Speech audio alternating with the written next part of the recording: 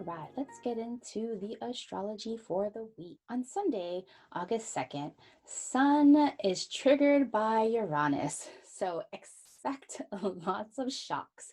When we have a connection to the planet of Uranus, expect the unexpected. On Monday, August 3rd, yes, we have that full moon, and later on that day, we have exact opposition between Mercury and Saturn.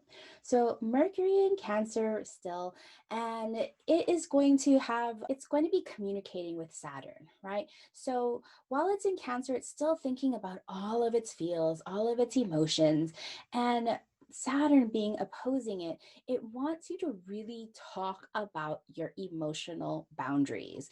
So if you feel yourself getting agitated a little bit, not necessarily from anger, but because your boundaries are not being met or people are, imposing upon you, make sure you're using your words to communicate the line that people cannot cross. This will also be a really good day to plan out some next steps for any marketing communications. On Tuesday, August 4th, we have kind of a big day. Mars will be squaring Jupiter that day. So anytime Jupiter squares Mars, this is a ignition. The burner on your gas stove just went up. So Mars is our planet of activation and of energy, and Jupiter, the great expander, is going to be triggering Mars. So any activity that you've been feeling, any motivation is really going to be getting amped up by Jupiter. So notice, because sometimes at a lower vibration, Mars can have its energy feeling like its intense energies feeling like frustration or anger. But on its highest elevation, Mars is very passionate and action oriented. It wants to get things done.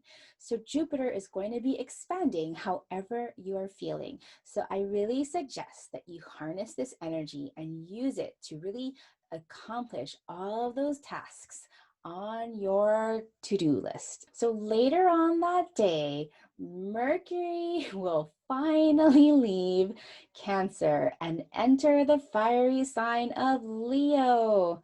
Oh my goodness. So Mercury has been in Cancer for so long, right? We had a Mercury retrograde, a bit back, and I know, oh, personally, I don't know. I know for me, I've been kind of just over talking about my feelings.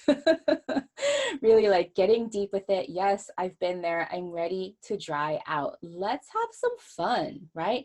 So Mercury enters Leo, but it's only going to stay in Leo for just a couple of weeks because Mercury is just zipping through the zodiac this time of year because it is done with its retrograde season. It has its foot on the gas pedal, and it's only going to be in Leo until August 19th, when Mercury then enters its home base of Virgo, its second home of Virgo. So for the couple of weeks that Mercury is in Leo, this is a time to express your joy and express your passion and express your fun. So make sure you are spending some time this summer if you're in the northern hemisphere. I know for you in the southern hemisphere it is winter, but spend some of the next few weeks expressing and cultivating some fun while Mercury is in Leo. So we're not out of Cancer season yet because on August 7th, just as the Mercury has finally left Cancer, the sun's in Leo, Mercury's in Leo, but our other inner planet, Venus, our inner goddess and our divine feminine, enters Cancer away from Gemini. So when Venus was in Gemini, she is really enjoying connecting with people over Zoom, connecting over intellectual pursuits and chatting online and social media. But now Venus enters Cancer. And you know what? Venus is freaking over Zoom. Right? Venus just wants to snuggle up at home, invite some friends over for a social distanced, garden barbecue or something, enjoying some mocktails over a campfire. Venus is really craving the connection from small, intimate groups. We get to enjoy this cozy connection through Venus in Cancer until the early September. So maybe you'll need to take a social media break. Don't worry about it, but still stay connected. Stay connected with your inner circle. Send out personal emails or direct messages. So that's the astrology for the week.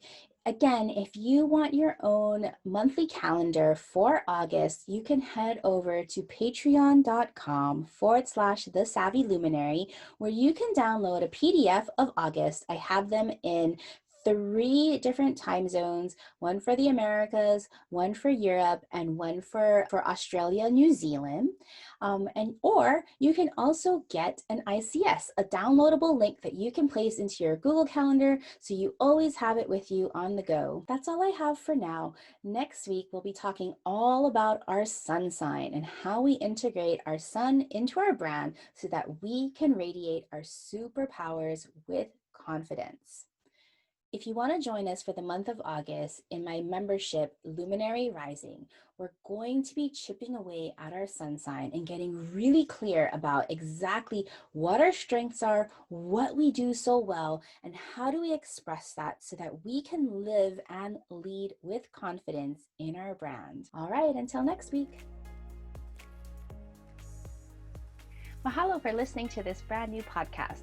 If you enjoyed learning about astrology for entrepreneurs, help me spread the word by sharing this podcast with your business besties, and hop over to The Savvy Luminary for links to episode notes and our free Facebook community where you can send me questions about astrology or branding, as well as connect with other like-minded businesses.